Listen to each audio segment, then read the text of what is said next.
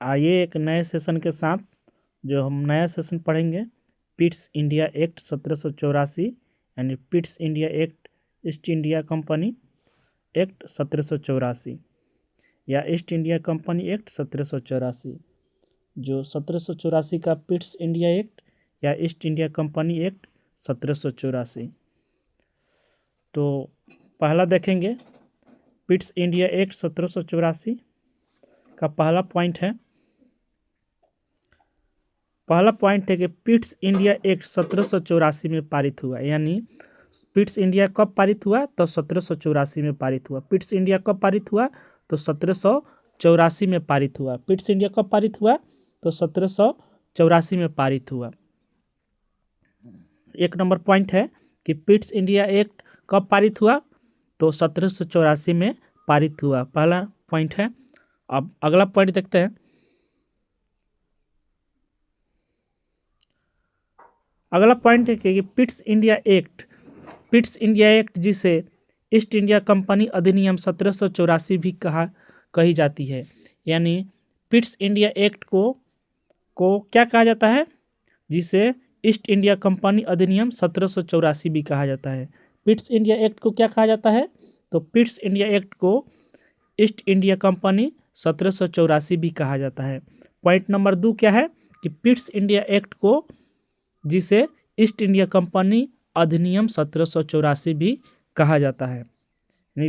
Point number 2 क्या कह रहा है कि पिट्स इंडिया एक्ट को ईस्ट इंडिया कंपनी अधिनियम 1784 भी कहा जाता है। यानी ईस्ट इंडिया कंपनी अधिनियम 1784 भी कहा जाता है। अगला पॉइंट देखते हैं। पॉइंट नंबर 3 है कि इसे ब्रिटिश प्रधानमंत्री विलियम पिट के समय लाया गया। यानी भारत में कब लाया गया? तो ब्रिटेन में जो प्रधानमंत्री थे विलियम पिट यंगर के समय इसे भारत में लाया गया। पिट्स इंडिया एक्ट 1784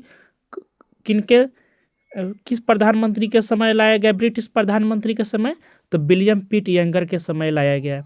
विलियम पिट यंगर के समय लाया गया। पॉइंट नंबर 3 है कि ब्रिटिश प्रधानमंत्री थे उस समय। पिट्स इंडिया एक्ट किस ब्रिटिश प्रधानमंत्री के समय लाया गया? तो विलियम पिट यंगर के समय लाया गया। यानी उस समय विलियम पिट जो थे ब्रिटिश प्रधानमंत्री थे उस समय पिट्स इंडिया एक्ट 1784 लाया गया। पॉइंट नंबर 3 है। अगला पॉइंट देखते हैं। पॉइंट नंबर 4 है 1773 के रेगुलेटिंग एक्ट की कमियों को दूर करने के लिए और भारत में ईस्ट इंडिया कंपनी के शासन पर ब्रिटिश सरकार का नियंत्रण बढ़ाना था। यानी पॉइंट नंबर 4 कह रहा है कि जो भी दिक्कत थी 1773 के रेगुलेटिंग एक्ट की कमियों को उसे दूर करने के लिए और भारत में ईस्ट इंडिया कंपनी के शासन पर, यानी भारत में जो ईस्ट इंडिया कंपनी थी अब ब्रिटिश सरकार का नियंत्रण को बढ़ाना था। यानी रेगुलेटिंग एक्ट 1773 के जो भी कमियों को दूर करने के लिए ब्रिटिश संसद ने एक संशोधित अधिनियम लाया था। तो कब अधिनियम पारित किया? तो 1781 में पारित किया, जिसे एक्ट ऑफ सेटलमेंट के नाम से जाना जाता है। और उसके बाद अन्य एक एक्ट कब आया? इसका 1781 का अधिनियम के बाद 1784 आया अधिनियम। पिट्स इंडिया अधिनियम 1784 आया।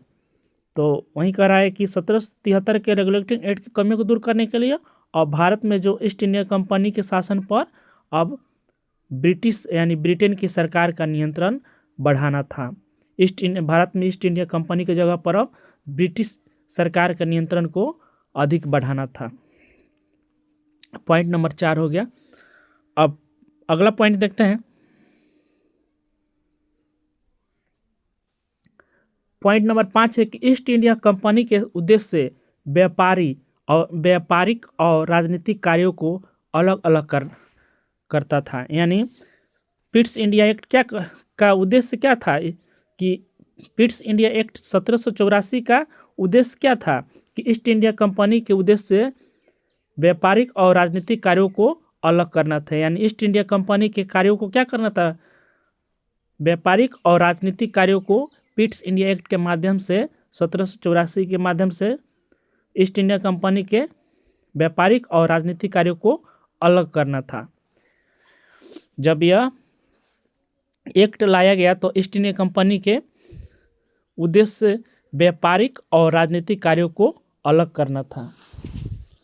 यानी इस कंपनी के माध्यम से राजनीतिक और वाणिज्यिक कार्यों को क्या किया गया, अलग अलग पृथक पृथक कर दिया गया। पिट्स इंडिया एक्ट के माध्यम 1784 के माध्यम से ईस्ट इंडिया कंपनी के उद्देश्य व्यापारिक और राजनीतिक कार्यों को अलग करना था।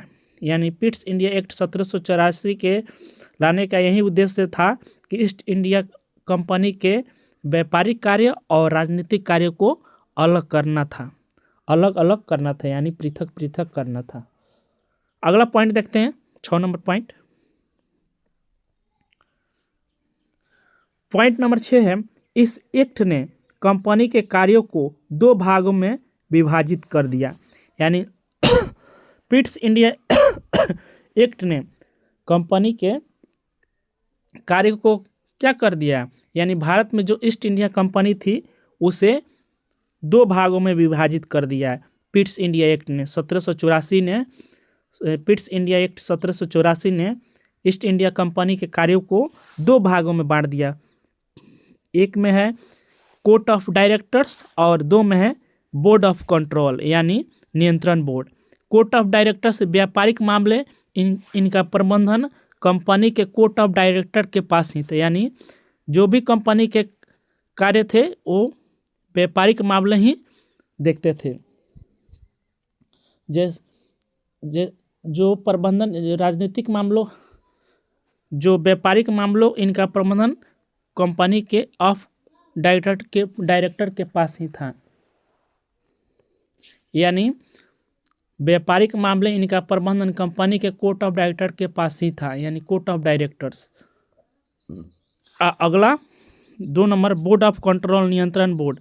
यानी बोर्ड ऑफ कंट्रोल राजनीतिक मामले जैसे सेना और राजस्व मामले, इनका नियंत्रण के लिए ब्रिटेन के 6 सदस्यों वाले बोर्ड ऑफ कंट्रोल की स्थापना की गई। इसमें बोर्ड ऑफ कंट्रोल की स्थापना की गई और कोर्ट ऑफ डायरेक्टर्स की स्थापना की गई इस एक्ट के माध्यम से, पिट्स इंडिया एक्ट 1784 के माध्यम से। इसमें एक में कोर्ट ऑफ डायरेक्टर्स क्या देखते थे, व्यापारिक मामले, और 2 में जो बोर्ड ऑफ कंट्रोल, जो ब्रिटेन के 6 सदस्यों वाले बोर्ड ऑफ कंट्रोल, इसको देखते थे। वो राजनीतिक मामले, सेना, राजस्व मामले, इनका नियंत्रण ब्रिटेन में 6 सदस्यों वाले बोर्ड ऑफ कंट्रोल की स्थापना की गई। और जो व्यापारिक मामले थे, इनका प्रबंधन कोर्ट ऑफ डायरेक्टर्स के पास ही रह गया भारत में। तो अब अगला पॉइंट देखते हैं। उम्मीद है कि आपको समझ आ गया होगा। अगला पॉइंट देखते हैं,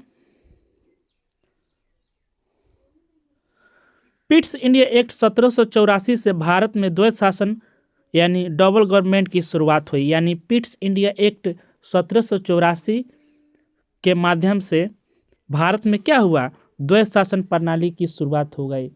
यानी द्वैत शासन की व्यवस्था आरंभ हो गया। किसके माध्यम से, पिट्स इंडिया एक्ट 1784 से भारत में क्या हुआ, द्वैत शासन प्रणाली यानी डबल गवर्नमेंट की शुरुआत हो गई। पिट्स इंडिया एक्ट 1784 से भारत में क्या हुआ, द्वैत शासन प्रणाली यानी डबल गवर्नमेंट की शुरुआत हुई।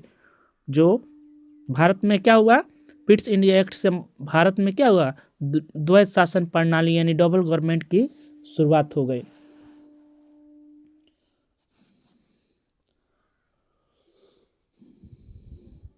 अगला पॉइंट देखते हैं। ये सभी पॉइंट बहुत ही महत्वपूर्ण है, जो आपके एग्जाम के लिए, सभी एग्जामों के लिए आपके बहुत ही महत्वपूर्ण है। अगला पॉइंट देखते हैं। अगला पॉइंट है मद्रास बॉम्बे प्रेसिडेंसी के युद्ध, संधि और राजस्व के मामलों में पूरी तरह से बंगाल के गवर्नर जनरल के अधीन कर दिया गया। यानी मद्रास बॉम्बे प्रेसिडेंसी को युद्ध, बॉम्बे प्रेसिडेंसी को युद्ध, संधि और राजस्व, यानी मद्रास और बॉम्बे प्रेसिडेंसी को युद्ध, संधि और राजस्व के मामले, यानी तीनों मामले क्या कर दिए गए, युद्ध जैसे मामले, संधि जैसे मामले, राजस्व के मामले, ये सभी क्या कर दिया गया, बंगाल के गवर्नर जनरल के अधीन कर दिया गया। यानी मद्रास और बॉम्बे प्रेसिडेंसी को भी, और युद्ध जैसे मामले, संधि जैसे मामले, राजस्व के मामले पूरी तरह से बंगाल के किसके अधीन कर दिया गया, बंगाल के गवर्नर जनरल के अधीन कर दिया गया। अब अगला पॉइंट देखते हैं, ये सभी पॉइंट बहुत ही महत्वपूर्ण है। ब्रिटिश सरकार की पहली बार कंपनी के अधीन भारतीय क्षेत्र को भारत में ब्रिटिश संपत्ति कहा गया। यानी क्या कहा गया, यानी ब्रिटिश सरकार का पहली बार, यानी ब्रिटिश सरकार जो ब्रिटेन की सरकार थी, पहली बार कंपनी के अधीन भारतीय क्षेत्र को भारत में ब्रिटिश संपत्ति कहा गया। यानी अब ब्रिटिश सरकार के अधीन भारत का क्षेत्र आ गया, अब इसे भारत में ब्रिटिश संपत्ति कहा गया। किसके माध्यम से, पिट्स इंडिया एक्ट 1784 के माध्यम से जब आया था, अथवा यानी भारत में कंपनी के अधीन क्षेत्र को पहली बार ब्रिटिश अधिपत्य का क्षेत्र कहा गया। यानी कंपनी के अधीन जो भी क्षेत्र थी, पहली बार ब्रिटिश अधिपत्य का क्षेत्र कहा जाने लगा। किसके माध्यम से, पिट्स इंडिया एक्ट 1784 के माध्यम से, जो भारत में कंपनी के अधीन क्षेत्र को पहली बार ब्रिटिश अधिपत्य का क्षेत्र कहा जाने लगा। अगला पॉइंट देखते हैं। अगला पॉइंट है, गवर्नर जनरल को बॉम्बे और मद्रास पर अधिक नियंत्रण मिला। यानी पिट्स इंडिया एक्ट 1784 के माध्यम से क्या हुआ, गवर्नर जनरल को बॉम्बे और मद्रास पर अधिक नियंत्रण मिल गया। गवर्नर जनरल अब बॉम्बे और मद्रास पर सर्वशक्ति, उसको पूरा अधिकार मिल गया गवर्नर जनरल को, कोई भी कानून बनाने का उसके नियंत्रण में हो गया। बॉम्बे और मद्रास पर बहुत ज़्यादा, पहले से ज़्यादा नियंत्रण हो गया गवर्नर जनरल को। अगला देखते हैं,